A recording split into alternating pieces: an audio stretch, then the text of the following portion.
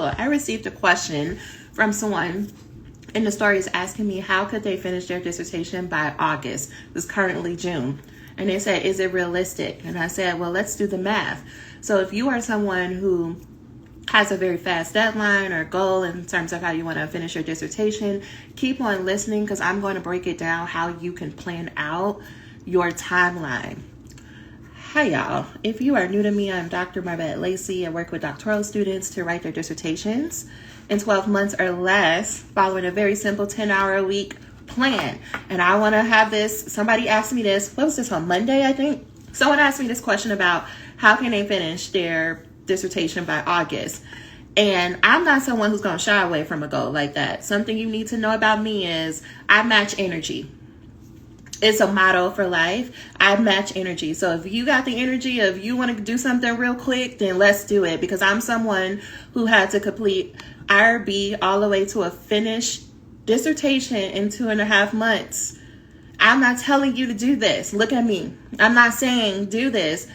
And there are some life circumstances that require you to have a timeline like that. So if that is you or you just ready to get done with this dissertation, let's talk about it. I'm going to ask you some questions. We're going to really get to work. So you might want to go grab some paper. You might want to grab something to write with because we're about to take notes. For everybody that's on this live, I need you to tell me when is the month and the day that you're going to graduate. Not the month and the day that you would like to graduate. Not what you, if it works out, we're not doing none of that. We are someone who makes decisions. And I'm saying we, because I am going to teach you how you're going to embody the identity of being doctor. That starts at the beginning. Your first decision is you deciding, not your chair, not your committee, you deciding what is the month in the year. I don't know if I said that correctly the first time. The month in the year that you're going to graduate, that your family, whomever is going to see you on that stage getting hooded. What's the month in the year? You need to claim it. The more that you have practice claiming it, the more you write it, the more you say it, the more you think it, the more you will believe it. The more you believe a thing, the more it happens. None of the rest of what we're going to talk about in terms of the logistics and the deadlines and how you do, like how long you have to do each section of the dissertation, none of that matters if you don't believe that you're going to make it to the other side. If you don't believe you're going to make it to graduation. None of this matters. We can make all the plans in the world, but if you don't believe it, you're not going to take the action necessary to do the thing. The first step into believing that you're going to be doctor is you saying this month and this year, I'm graduating. Come hell or high water. This month and this year, I'm graduating. And I don't want to hear, hey, we're not entertaining any thoughts around, well, I did this before and I didn't do it. And I said I was going to graduate in 2023 and I'm still here. That's in the past. Stop bringing up old stuff. Okay, if you're just joining this to watch this, I need to know what month in the year that you're going to graduate. Tell me in the chat. Thank y'all so much for letting me know, for those of you.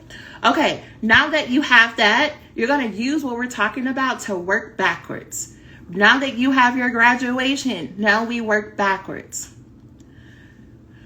We have a graduation date. Now we need to know like defense wise. So I'm seeing June, I'm seeing July 2025, June 2026, August 2024. And praise and worship. I don't know if you were the one who asked me about doing this by August, but this is what we're doing. We're not entertaining if things are realistic. We're going to do the math, how I like to say that. We're going to do the math. And then after we do the math is how we determine if something is realistic or not. You cannot determine if it's realistic by you just being up in your head. It's dangerous. It's dangerous up here. There's a lot happening. There's a lot of thoughts and emotions. Things are not what they appear in your brain. So you can't be doing this in your brain. We got to put pen to paper. So now that you have a graduation date, that indicates when you need to defend your final dissertation by. After this live, go look up on your program's website or go look at the graduate school and see when is the last date that you have to submit your materials to the graduate school for approval in order to graduate by the date that you put in this chat.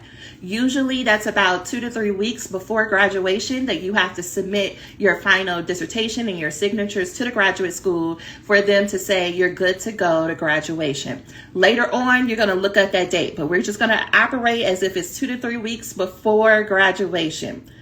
That date is important because that is your final cutoff for when everything needs to be done.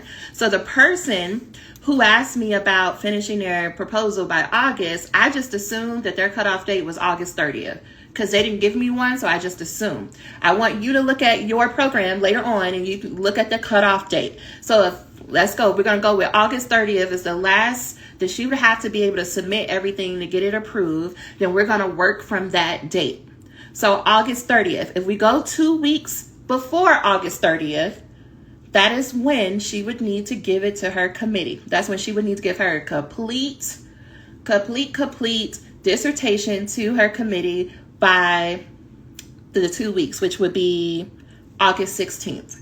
So I want you to look at your date. You have a graduation date. Yours is not a crunch time, right? Let me back up because my ADHD, y'all, is doing the thing. Let me back up and go on a slight rant. I promise it's related. I need y'all to first realize that your program set you up. It was a setup. It was a trap. Your program most likely told you something like, oh, you're going to have 2 years of coursework and then you're going to have a year to do the dissertation. What they didn't tell you is that is an accelerated timeline. But they said it so smooth. Hi, Dr. Winston. They said it so smoothly, right? They were like 2 years of coursework, 1 year for dissertation. What I want you to reflect on what you know about your program, how many people actually did that timeline? How many people in your program actually 2 years of coursework, 1 year dissertation? If you don't have like some sort of accelerated program, I'm talking about your traditional regular schmegular doc program. How many people actually do courses in 2 years and graduate in a year? Versus how many people take 4, 5, 6, 7 years? Most likely, most of the people are taking 4, 5, 6, 7 years to finish the program. I took 4 years because it's a lie.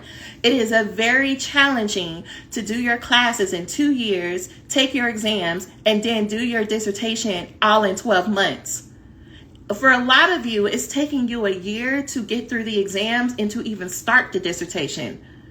How are you supposed to do that in a year without the structure and the support needed to do that?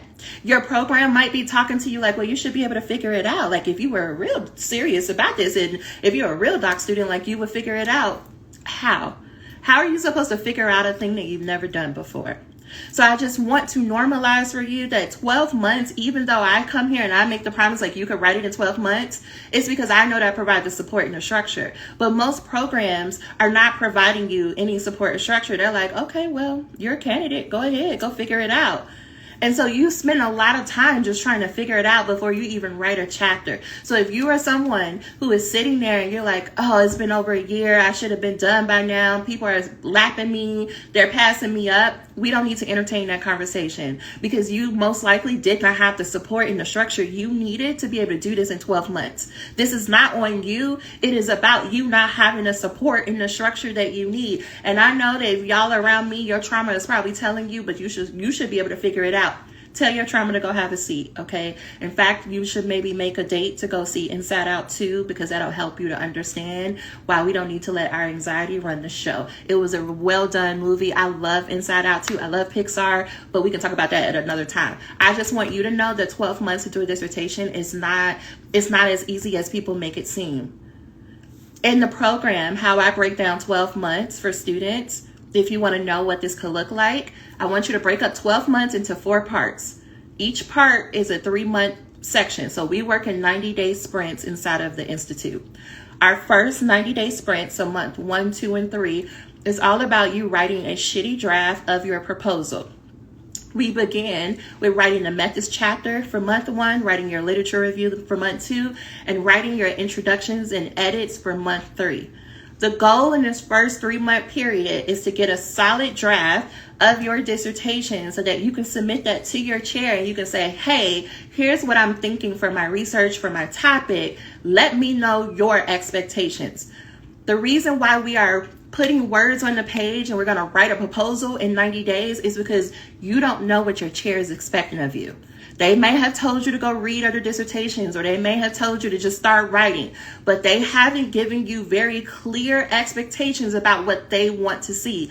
And they won't be able to do that until you give them a proposal. So this is why I tell students, I need you to just, whatever tears you got to cry, whatever swear words you got to cuss and say, Go ahead and make peace with that. You're going to have to write this proposal. You're going to have to write any chapter, any manuscript. I need you to commit in your heart that at least 5 drafts are happening. I know you don't want to do this 5 times, but you want to be a doctor. You want to be a scholar. You need to do what scholars do. And scholars rewrite multiple drafts, okay? So make peace with that. You're learning to be one. We're going to write a shitty draft. And when I'm using the word shitty, I got to use words like that with y'all. Why? Because you love perfectionism. Because you be over here trying to write a masterpiece. Ain't nobody trying to read a masterpiece. We not even there yet. The masterpiece doesn't even happen until the final stages of editing. Meanwhile, back at the ranch, you over here trying to make it a masterpiece on your first draft. How? You don't even know what you want to say. You don't even know what research is. You didn't even do the reading yet in terms of methods and analysis, but yet you want it to be good on the first try. Like, I'm gonna need y'all to be folks so for real right now, right? Okay, I'm on one too today, so you're welcome. Hi, Chris. Chris, you want to give us an update on how it's going? It is June 20th, Chris. You got 10 days for this proposal. No, but for real, where are you? Where are you, Dr. Wiley? Tell us where you are so we can celebrate with you. All right, because if you don't know, if you haven't been following me over the month of June, I gave Chris the challenge to write his proposal in 30 days. I want to see how far he got. You know, it's a fun push. Okay, but we're going to get there. That's why I do goals like this. Okay, what rank was I on? Oh, 5 drafts. You need 5 drafts. So this first 3 months is just getting to the point where you're going to give your chair this proposal and they're going to tear it up. Yep, they're going to have all the track changes. They're going to have all the comments. That's what we want. We want to give your chair enough information so that they can be clear. People have a hard time being clear, y'all. We don't know what we want until we see what we don't want. So to help your chair help you, you're going to give them a full shitty draft of your proposal, and you're going to be so excited when they tear it apart, when they tell you to change this and rewrite this and clarify this. Why? Because that is your step-by-step instructions on how to get to the proposal. You see what y'all are doing, and y'all are welcome for this because I feel so good today. What you're doing is you're trying to decide what the expectations are. You're determining what makes a quality proposal. How you gonna determine what makes a quality proposal and you ain't never wrote one before? Like, I need y'all to make it make sense. How do you get to determine if your literature review is good enough? How do you get to determine if your methods chapter is good enough to go to the defense? How, when you ain't never did this before? You over here passing it along to your friends. You're passing it along to other people in programs, and the one person you haven't communicated with was your chair. Write the draft and then you submit it to your chair, because then they can give you feedback and they can tell you step by step what you need to do to get to the other side of the fence. And for most of you, you're going to be shocked that what they're asking you to do is nowhere near what you think you're supposed to do. Let me say that a different way. You don't realize that how you operate your work ethic, and I'm talking to you, I'm talking to everybody here on this live, your work ethic it outmatches people. You've been running circles around people. Your 10% is everyone else's 90%. You don't believe me yet because who you are around, you listen to how they talk. They talk a good game. They make it sound good. Oh yeah, I'm over here doing this. Oh, I'm so busy. Oh, I got this. What are receipts? What are receipts?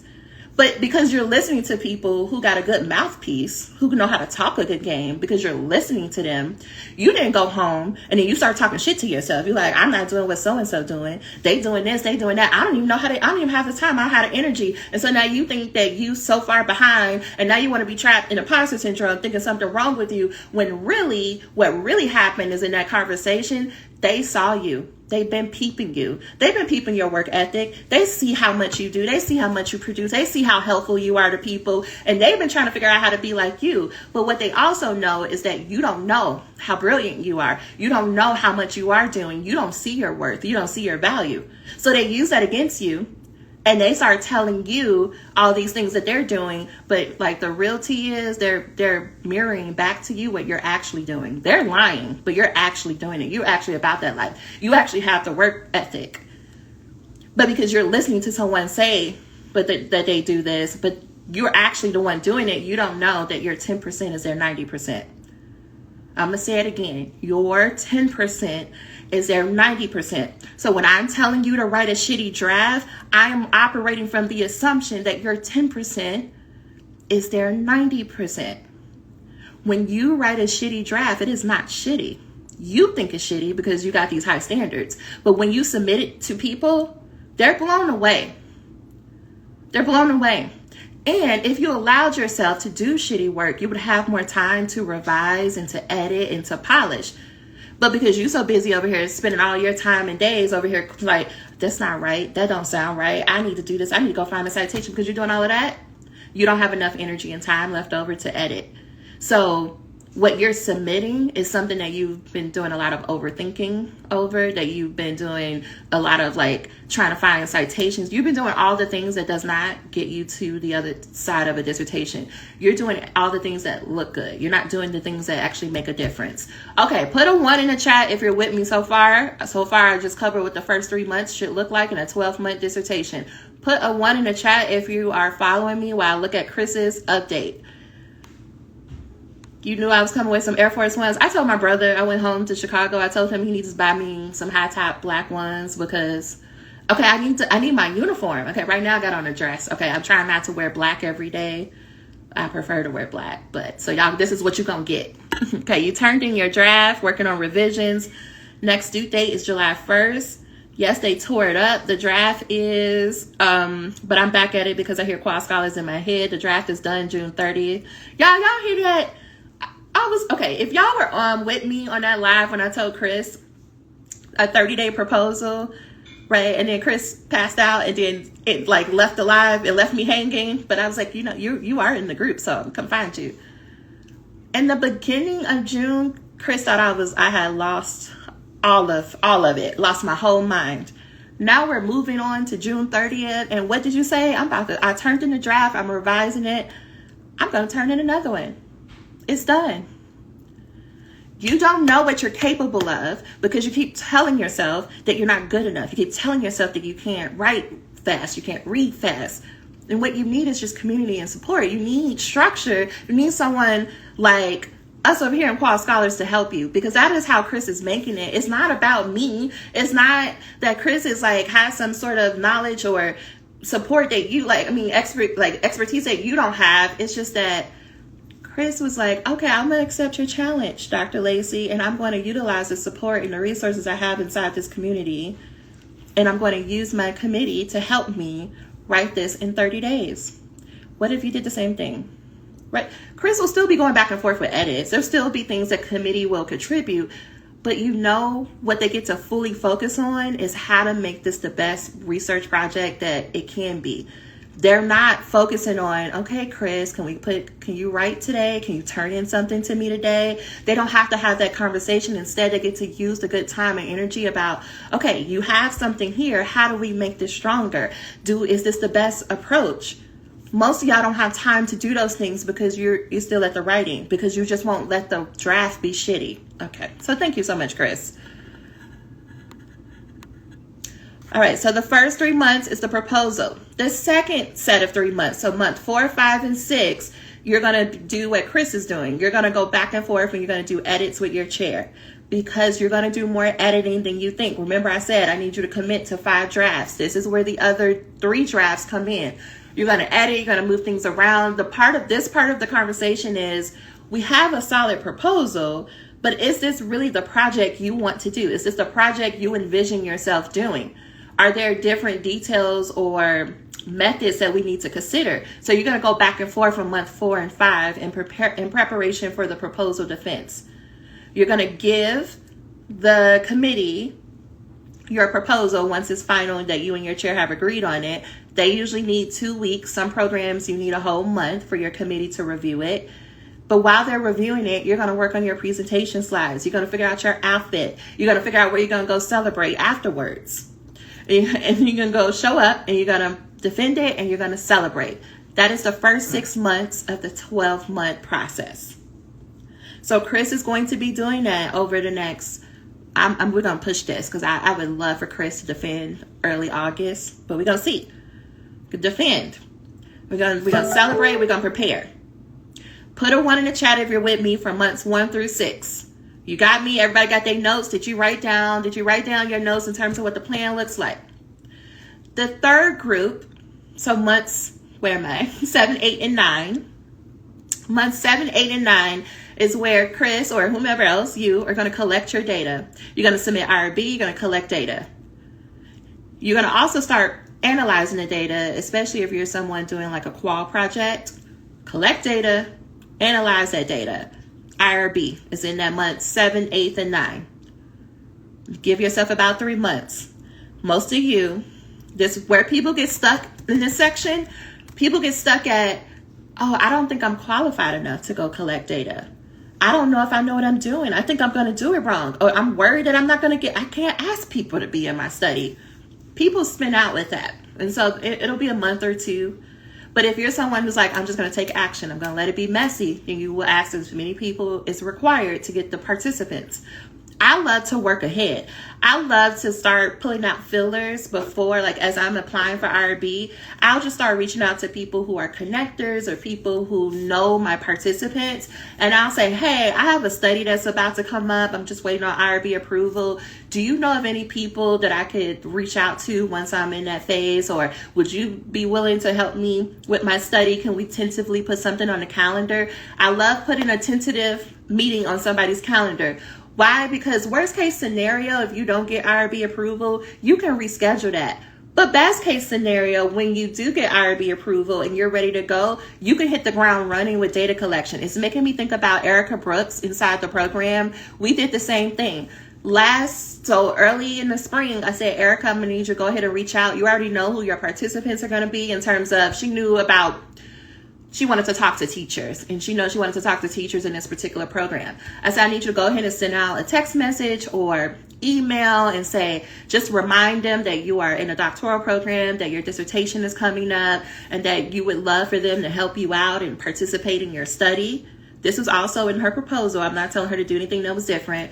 And tell them like it's going to come up around July. So if they can keep like June or July, if they can keep the last 2 weeks open or be prepared for her to reach out, that'd be great. That's all we did. We didn't sign nobody up. We didn't collect any data. We just communicated with them to say, hey, this is March now. In June, we're going to be reaching out. She got IRB approval last week. She got IRB approval on Thursday. By Thursday night, when we were in the group call, she emailed everyone and said, hey, I got approval. Remember I told you about my project? It's coming up. By Friday, I want to say Friday or Saturday, she messaged me and said she had 10 interviews scheduled.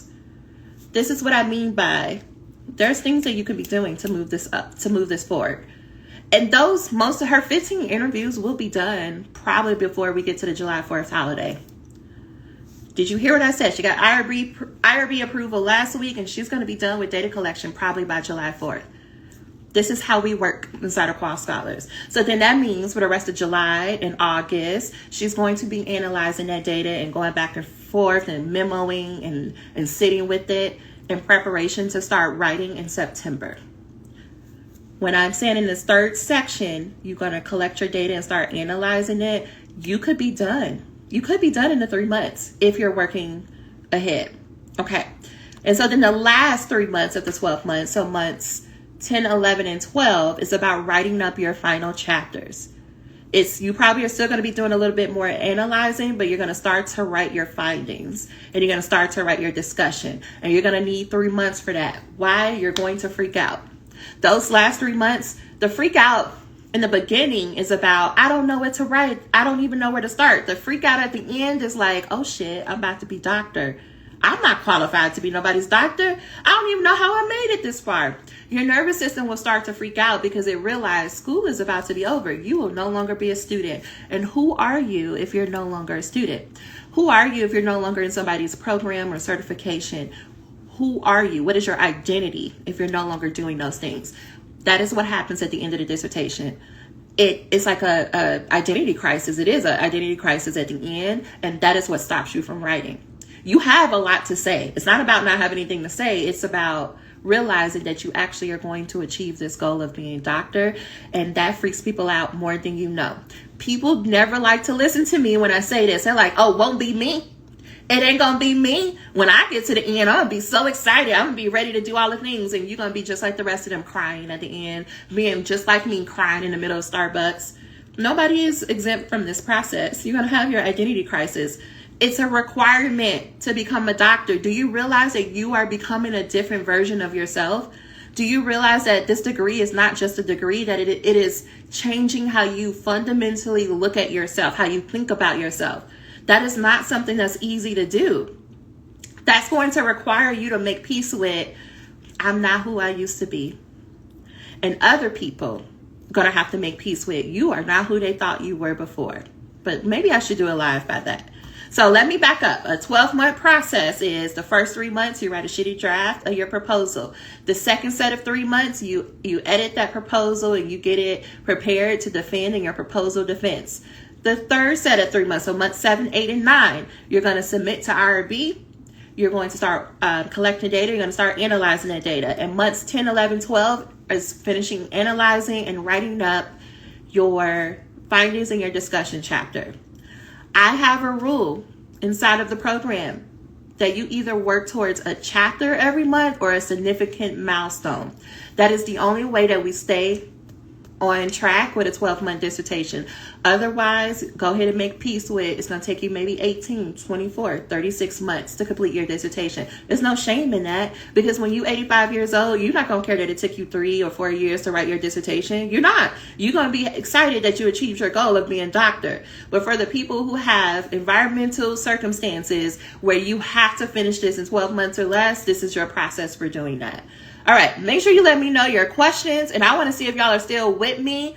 Let me know what is your aha or takeaway that you have so far. I want to know, what are we thinking while we're on this conversation? I'm gonna keep going, but I want to know what's standing out to you. What's coming up as I went through this whole 12-month process, and how you can start to think about your timeline.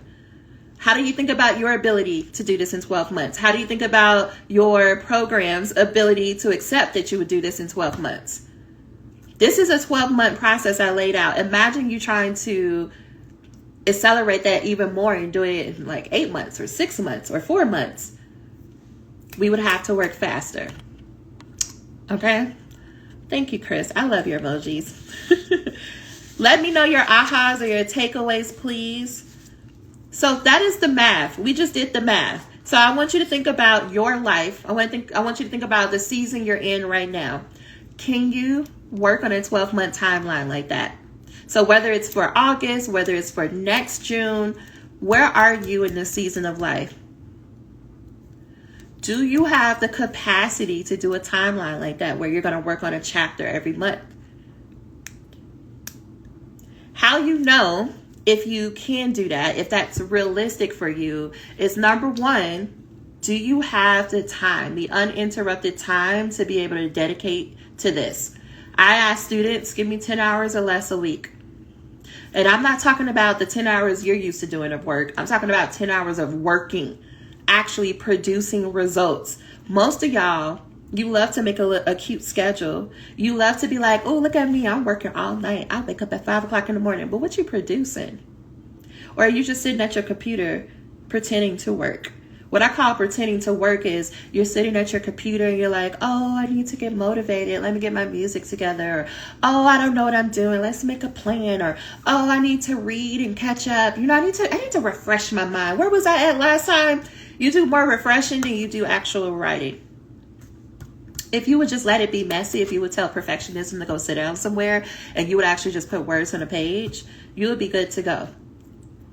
But you may have not made a plan for the version of yourself that you really are. Okay, let me tell you what I mean by that. So every Sunday in the group, we make a plan every week for the week. And I always tell them, make a plan for the worst version of yourself, not the best version of yourself.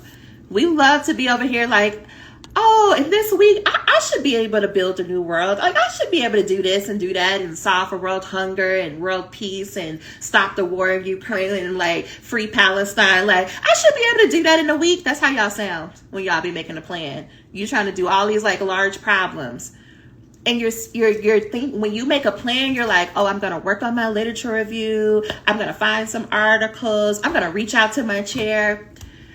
And that sounds good to you on a Sunday, but you on a Thursday night has no idea what it means to work on your literature review. You on Friday morning after a long ass week where your boss got on your last nerves, you don't know what it means to find articles. Your plan is too vague. You don't have actual plan that will help you to sit down and get to work in 5 minutes or less. So what we do on Sundays is we take the time when we have the most energy, the most focus, the most attention. We sit down and we make a plan for the worst version of ourselves. What I mean by that is, think about the worst case scenario. Think about over the next 7 days, what if it was like the worst case scenario in terms of obstacles coming up, people asking you to do something, unplanned meetings, emergency coming up. What could you still commit to doing for your dissertation? What hours could you still commit to showing up to? And what tasks could you actually do in a worst case scenario every week? When you're planning from that frame, you're going to create a plan that's actually doable. You're actually going to set yourself up for success. What y'all are doing now is you're putting a million items on a to-do list, and then you're pissed at yourself at the end of the week because why couldn't I show up? I never do what I say I'm going to do. I never follow through. No, you set yourself up for failure. There's nobody that no one could have done that to-do list that you spent hours making that was so vague. Nobody could do that. But when you sit down on Sunday and you say, okay, here are the 5 things that I can do, that I know that no matter how I feel, I can show up and do those things. I can find 3 articles. I can write a shitty paragraph. I can send an email to my chair and schedule a meeting with them. I can edit that 1 paragraph I wrote about my theoretical framework. And if time is left over, I could find 3 more articles. You see how clear that is? When I go to work, I'm not going to be questioning what it is that I need to do because I wrote my plan in a very clear, doable way. Most of you are simply not giving yourself enough time to make a plan that would actually work with you, not against you. I don't even know how I got here. Oh, I was saying is this realistic?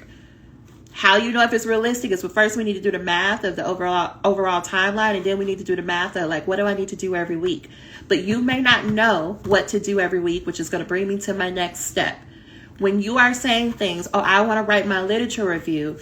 Do you know how to write your literature review step by step? Like, can you verbally explain it to someone of how to complete a literature review step by step? If the answer is no, then you need to go invest into a program, a book, a guide, or something that's going to teach you how to write the literature review step by step.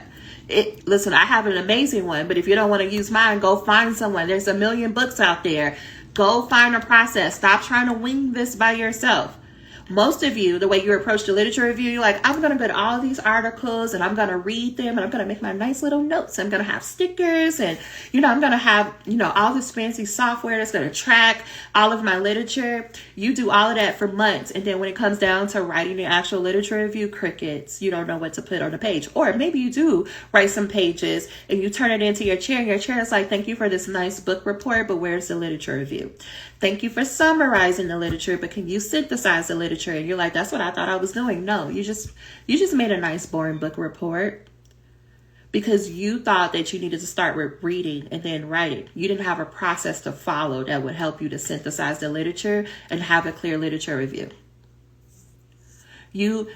Whether it's a literature review, the methods chapter, maybe data collection, you still need a step-by-step process.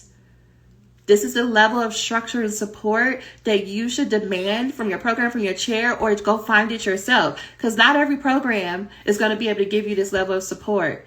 Y'all love to tell me, well, why would I need a coach if I have my chair in my program? Is it working for you? Because if it is, beloved, go right ahead. We're going to celebrate with you.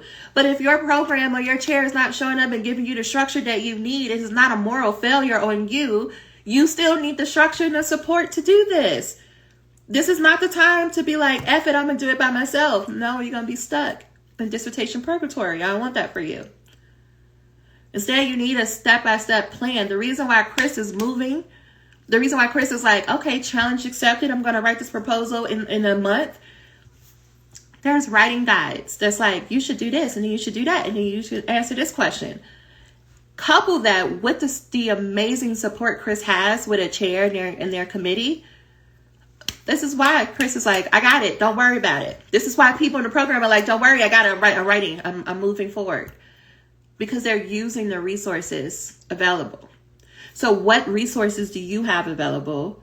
How can you make a plan every week to implement those resources in a way that your worst case self or worst version self of the week can actually implement? Okay, let me know. Let me go look up and see what folks have so far. The sooner I give my committee drafts, the more I give myself to edit and make it better. Absolutely. The more time. We're just not giving ourselves enough time to edit and to revise. We're not giving ourselves enough time to make a plan that's actually doable. You're thinking more literal about, okay, I need to write this section, I need to write this section. But what you're not thinking about is, do I have the energy to actually implement this plan? Yeah, you did this beautiful spreadsheet with colors and whatnot, but do you have the capacity currently to implement that? So we just need to give ourselves more time and energy than we think is required. You're so about 1 second guessing. Yeah, stop second guessing yourself. All right, that's all I see. Put a 1 in the chat if you're still with me, or if I lost you, let me know if I lost you or not, or where I lost you. Put a 1 in the chat if you're still with me. I know I'm giving a lot of information, but it's because I want to help y'all win. You might have to watch this over and over. You may have to listen to it until it sink in, because I'm giving a lot. So we first went over the timeline of what it could look like for 12 months, and you can adjust that for whatever your timeline is.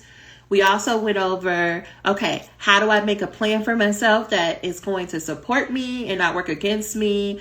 And we also talked about, okay, how do I do each step of the dissertation following a process? Thank y'all so much for your feedback.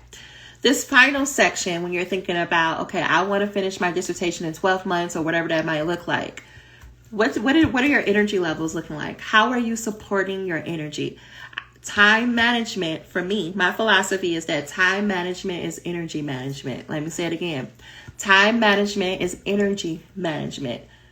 You are no longer a high schooler. You're no longer an undergrad. We are no longer worried about how much can I fit in a certain amount of time. You know how to play time Tetris, okay? You know how to squeeze things in. Most of y'all be multitasking. You're multitasking right now. You're probably listening to me. You're probably at work. You're probably sending an email, and you're probably watching a TikTok or something, okay? Because that's how I multitask, all right? So you know how to squeeze things into time slots. What about your energy? How well are you managing your energy? Are you drinking water? Like, are you hydrated? Most of you are tired and unable to focus because you're dehydrated. Right? You got my brother's spirit. He used to be someone who would only drink Mountain Dews and Pepsis. Okay, we are a Pepsi family. I converted into a Coke person once I came to Georgia, but I am from Chicago. We are a Pepsi family, and my brother tried to survive off of Pepsi and Mountain Dew. Okay, and so the doctor was like, "Go find you some water. If you want to live longer, you should drink some water." Some of y'all got that spirit. You over here trying to rule the world, and you ain't had not 1 ounce of water. The other part is, do you sleep? Do you lay down somewhere? Do you lie horizontally for at least 6 to 7 hours? Do you allow your body to rest, or are you constantly just moving around?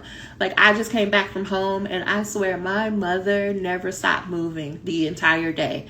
Even in her sleep, she was moving. I was like, girl, what do we need to do? Why are you moving so much? She never rests her body. I have to be like, girl, sit down. You probably got that spirit as well. Do you work out your body? Now, you might be moving for everybody else, but do you go work out? Do you help your body process the day and emotions? Do you stretch? Do you walk outside? Do you do a good little dance? Maybe you do Pilates. I don't know. Something that's gentle, but it helps the body process emotions. Journaling, number 4, journaling. Just take out a sheet of paper and empty out your brain. Do you help your brain? Do you help the mental parts of you be able to show up and have capacity to create new knowledge? Because that's what you're doing. You're creating new knowledge. But if your brain is so busy trying to hold on to, oh, don't forget to go to the store, and don't forget to pick up the clothes from the cleaners, and oh, you got to call auntie back because she said blah, blah, blah. If your brain is constantly trying to remind you of that, it does not have any energy left over to read an article and figure out what to say on your literature review.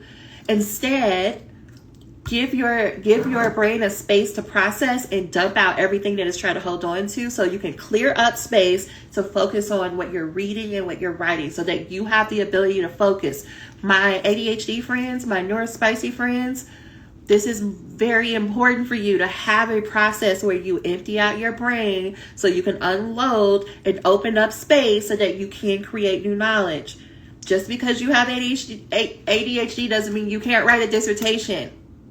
You just have to work with your brain. Okay, so do you have the physical energy to meet your needs? The second part, do you have a process that helps you to respond back to imposter syndrome? Because we did the math, you know exactly what you need to do. You know exactly what parts of the dissertation you need to write by what date. But what about that voice up here that's like, I don't know. I don't know if that's realistic for you. I don't know if you can do it. We couldn't do it before. What makes it think? How do you speak back to that? Do you speak back to that voice, or do you just ignore it? Do you drown it out with alcohol or weed or scrolling TikTok? Are you drowning it out with sex? Listen, I'm not judging you. I'm just asking you, what are you doing instead? That voice is not going to go away. You can drown it out. You can try to muffle it through food and whatnot. But when you wake up and you're sober again, that voice is still going to be there asking you questions. So how do you respond back to it? What do you say to it? Your anxiety, your imposter syndrome, your doubt, your shame, they all have jobs to do. This is another plug for the Inside Out 2 movie. They have jobs. This is why they're not going anywhere. Your anxiety's job is to plan for the future. Is to say these situations may come up and this is how we're going to respond. This is our plan. But if you let anxiety, like if y'all watch the movie, anxiety got free reign and anxiety lost his mind. Like anxiety was just doing the most. We need checks and balances, but anxiety does have a job. Your anxiety is there to help you be like, okay, we need a plan. But if you are too afraid to talk back to it, it just runs the show. When I say talk back to it, here's what I mean. You have the goal of you want to graduate in May 2025. In the middle of the night, anxiety is like, oh, it's June. It's June. Are you sure you're going to be able to hit that deadline? We're already so far behind on our plan. Are you sure? If you were speaking back to that voice, you would say, yes, I'm sure. I wrote a plan. I know what I need to get done by when. I have the support. I have the structure. I'm going to do this. And anxiety is going to say, but are you sure? Are you sure? And you're going to say, I'm sure. Now, I'm not saying this is easy. And I'm not saying it's a magic fix. I'm saying that those who are willing to talk back to that voice are the ones who get done fastest. Those who stop trying to make anxiety go away and learn to speak back to it, they finish faster. I would much rather be exhausted at the end of the day because I was going back and forth with my anxiety and explain it to it that like, no, I am going to achieve my goal. Here are all the reasons why I'm going to achieve it. I'd rather be exhausted from doing that than to be exhausted from hiding from my anxiety and the rest of my emotions. Hiding because I was scrolling for hours. Hiding because I was talking shit to myself and running through my list of how I never show up and all my mistakes. I'd rather be tired from talking back to anxiety because I know that eventually I won't be as tired anymore. And eventually that voice won't be as loud. But if I keep trying to hide from it and I keep trying to run away from it, it's just going to get louder and stronger and louder and stronger. And I'm going to be completely exhausted and burned out. And some of you right now are completely burnt out because that voice it's been just having free reign by itself for years. You've just been letting anxiety just do whatever it wants to. Sometimes we need medication to assist us. Sometimes we just need a routine every day to help our anxiety. Your anxiety is just trying to do its job. It's just trying to communicate to you that it's nervous, that you won't hit the goal, and it just needs a plan from you or it needs reassurance from you. The more that you can reassure that voice, the more that you can have compassion, the less heavy that this dissertation would feel. When you come into the program, or if you've been around me, this is why I talk so much about your emotions. Right? I could tell you exactly what to do and what to write, but that's not what's important. What's important is, how do you speak to yourself? What is the relationship you have with yourself? So when you're in a group, a lot of my questions are, okay, so you're worried that X is going to happen. What if it does happen? What are you going to do about it? And I'm right there to hold space for you. And so if you want to let me know right now, you want to come on live, we can talk right now. But I am here to hold space to be like, yeah, what if the worst case scenario happens? What are you going to do? Let's talk about it. That's all your anxiety is trying to get you to do. Your anxiety is really worried that you don't have a plan for the worst case scenario. But if you do that work and you're willing to talk back to anxiety, you're like, okay, worst case scenario, I don't graduate by May 2025. I have to graduate in December 2025. What am I going to do? Well, I'm going to have to tell my family eventually, but maybe I can get my friend to tell them or to be with me as I tell them. Maybe I can send out a text message instead of having to call everybody individually. Maybe I can tell that one cousin who can keep their mouth shut that I'm not going to do it, and they can do it for me, and I don't have to worry about it, right? We're not here about judging the answers. Anxiety just wants an answer. When you feel safe and you feel courageous enough to listen to anxiety and respond back, y'all, magical things will happen. I'm not trying to make it seem like, oh, it's just so easy to talk back to anxiety. I'm not trying to make it seem like it's not scary. It is scary. But this is the work. This is how you begin to embody the identity of doctor. Because a doctor knows that, like, yeah, I am going to be scared. Yeah, there are going to be situations where I don't know the answer. Hi, Dr. Williams. That's going to be situations where you're going to question yourself. I mean, ask Dr. Williams. There's plenty of times where she's like, I don't know. I remember, like, she was invited to speak on the ACPA stage, and moments before it was like, what? Are they sure they want me? But then, because she's used to talking back to her anxiety and that doubt, she was like, it don't matter if they want me. They gonna get me. I'm gonna be BMW on this stage. They gonna enjoy it, and I'm gonna look good, because she looked good that day, okay? She looked good all the time, but I'm just using this as an example. We have to get comfortable with talking back to our anxiety. That voice that's doubtful, that voice that's questioning. It's not a bad thing to question. It's not a bad thing to doubt yourself. It really shows that you want the thing that you want. It shows how important it is to you. But it's also our responsibility to say, okay, what will I do? And this is not about what ifing yourself over and over. It's just about responding back to it. I'm going to do this. It's going to be okay. Yeah, if they say they hate it, if I fail my defense, this is what I'm going to do. I'm going to cry. And then I'm going to cuss. And then the next day I'm going to get back up and figure out what it is that I need to do. You can survive the worst case scenario. You have trained for the worst case scenario. You know what you haven't trained for, though?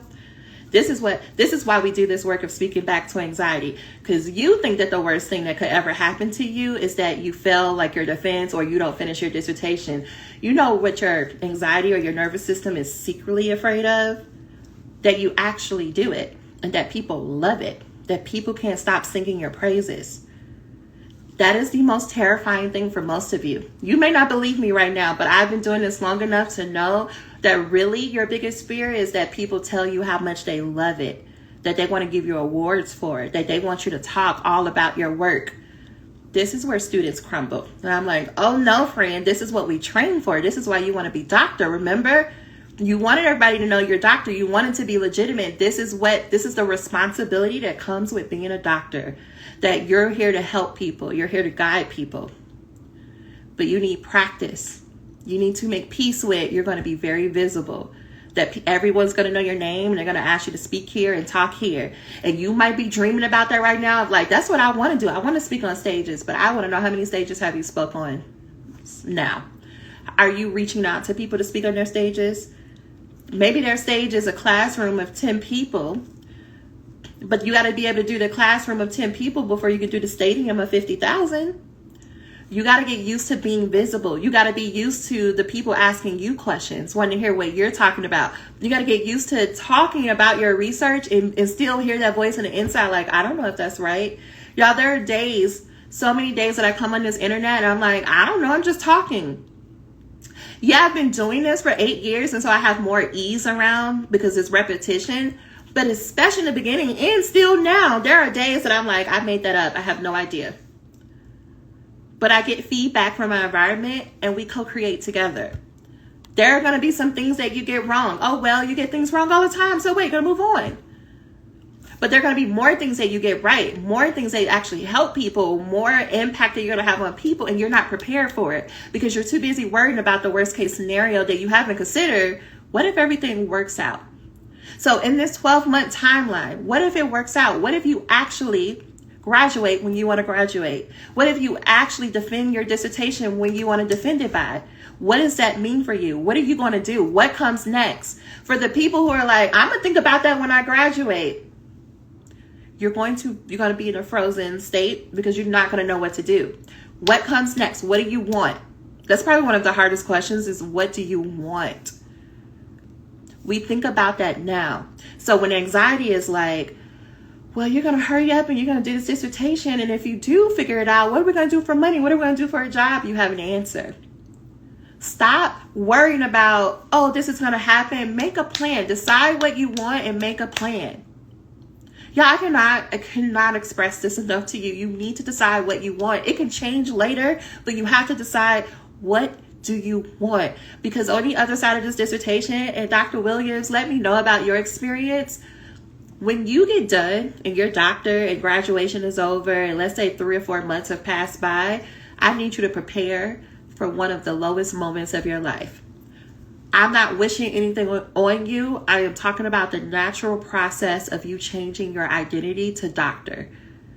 Because 3 months after graduation, probably when all the excitement has faded away and everybody has moved on, you are stuck with your anxiety, your feelings.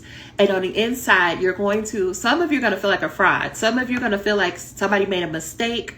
You somehow talked a good game and they let you be doctor, and somebody's going to come back and snatch your degree. But there's a bigger part of you that's like, who am I? What the fuck? Who am I? I don't feel like a doctor. I don't feel confident. Everybody's calling me doctor, but I don't feel it. I don't think I did enough. When I'm about to tap on your for real deepest thing, I don't think I did enough to earn being doctor. You're going to get to the other side. You're going to question, that wasn't hard. That wasn't challenging enough, but they're calling me a doctor. I don't deserve it. They told me it would be hard. They told me it would be rigorous, and the rigor never came. And I go back to your brilliance. You could already write a dissertation before doing the research. Your 10% is their 90%. This is what I mean by that. Your 10% is everyone else's 90%. You're not going to find the rigor you think you're supposed to find in this dissertation process because it's not rigorous for you. It's not going to be hard for you. The hardest part of this dissertation for you is the conversation you're having up here. And what happens 3 months after the dissertation is you realize that it wasn't hard. It clicks for you. I could have been done. I could have been done 2 years ago. I could have been done 4 years ago. And this is not going to be from a place of, if I was better, I could have been done. No, it's going to be from a place of you understand that the dissertation process wasn't meant to be hard in the way that you're thinking about hard. That you could have wrote shitty pages and shitty drafts, that Dr. Lacey was actually right about the shitty paragraph. You could have did that and you could have been done. It's going to hit you after the dissertation. And the level of anger that you're going to feel, I don't know how you express anger, but for me, it turns into depression. It turns inward. And so I remember just being pissed. And I see student after student being pissed. Now, you may not be pissed. That might not be your language. You might just be really sad. You might be really burnt out. You may be like, I was just writing a dissertation. Now I can't even get up and answer my email. It's making me think about Dr. Tiffany Alexander, who wrote her entire dissertation in 6 months. We started on Halloween. She had a few pages of her literature review. By that spring, she had a full shitty draft of her dissertation. She would tell you not to do that either, but she had circumstances where she wanted to do that. She was done. She graduated. She went on a vacation. 2 months later into the fall, she was like, I was so sad. I didn't believe you, but I got really sad. And I got really angry. Because now I understand that the process isn't what I thought it was. And if I just would have wrote down some words on a page and moved forward, I would have been done faster. Your dissertation is not meant to be your best work. The dissertation is not meant to be your classic album. The dissertation is supposed to be like your demo, like your mixtape. Like the mixtape where you like play around and you sample songs and you just say whatever. Because you're just trying to see what your style is. Your dissertation is just an introduction to you as a scholar. You're going to have more time and more energy to introduce the world to Dr. You. But if you are trying to put so much pressure on this dissertation, you're slowing yourself down. You're slowing yourself down. Okay, I got carried away on my rant. Thank you. My dissertation was so hard at the time. That was the easiest thing I've done in years. Being an academic is serious as fuck, but we train for this. Absolutely. If you peek at the dissertation only Yeah, it's only downhill from there. If your biggest claim to fame is your dissertation, ooh, friend. Ooh, friend. Mm-mm. You should go back to your dissertation like a year from the defense or 2 years and be like, who let me pass with this? This was awful. That's how you should feel. Because it's not meant to be your best work. It's just the introduction to being a doctor. All right, y'all. I've been yelling at you for about an hour. Think about this. Rewatch this as much as you need to. Hey, Winsome.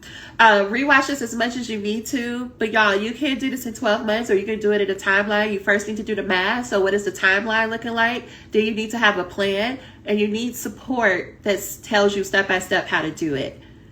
The rest of your energy is about how do you have conversations to yourself so that you can have more motivation to make it through. If you want help, you should join us. We're having a writing, there's 2 opportunities. And so Dr. Williams, I've been having on my list to call you, but life has been lifing. Okay, so number 1, we're having a virtual writing retreat at the end of June. So June 29th and June 30th, we're having a writing retreat. It's $25, okay? We're doing 4 hours each day. Those who came in May were shocked. They were shook. That because really you only had 2 hours to write, but there were people who wrote 5 pages, 7 pages, 10 pages. After I get done with you, you're going to be ready to write. I don't care where you are, whether you're in a dissertation, you're publishing, you just need to come to the retreat, and it's going to change your whole outlook on writing. It is called 10 pages in 2 days for a reason. So that is the virtual. You can hit the link in the bio if you want to come. The second opportunity, we have a small group of people who are coming to Atlanta on June 18th to June 20th. We're going to do an in-person writing retreat, and it is $500 for people who are outside of the community. If you're already inside the institute, it's only $250 for you. And you can just DM me and I'll give you more information for that. But we're only doing a few people, so it's not going to be a big thing. It's going to be at most 10 of us writing over July. I think that is all. Come and join us. You won't be disappointed. And I'll try to come back tomorrow and do another live. Okay, y'all. Happy Thursday.